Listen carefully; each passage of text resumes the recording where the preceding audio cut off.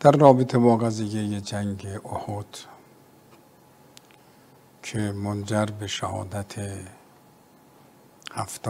70 اندی نفر از یاران رسول اکرم شد، نبود جز مخالفت صحابه با نص صریح دستور رسول اکرم.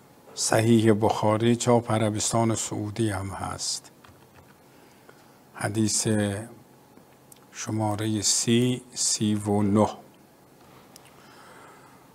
که جعل النبی علی الرجال یوم احد و کانوا 50 رجلا، 50 نفر رو در گردنه احد قرار داد و عبدالله ابن جبیر را فرمانده اینها و فرمود این رأیتمونا تخطفنا طیر فلا تبرحوا مکانکم هذا.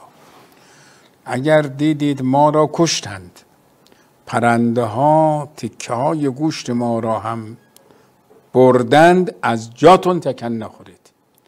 و نمیدونم جمله مؤکد اینطوری اصلا قابلیت تعویل، قابلیت اجتهاد در برابر نص رو دارد.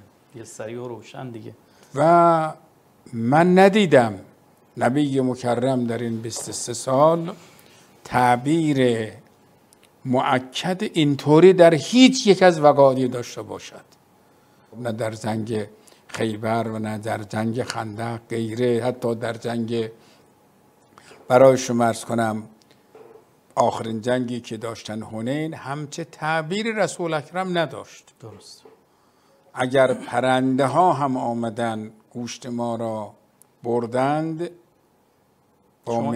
شما از جاتون تکان نخورید. ولی خب متاسفانه دیگه مال دنیا و اینکه این صحابه اونطوری که تربیت شده باشند دستور پیغمبر رو مو به مو اجرا کنند نبوده و اینها آمدن گردنه رو ترک کردن. از اون طرف هم خالد ابن ولید علیه من الله ما یستحق آمد و وارد شد و مسلمان ها را تار و مار کردند. فاقبلوا منهزمین،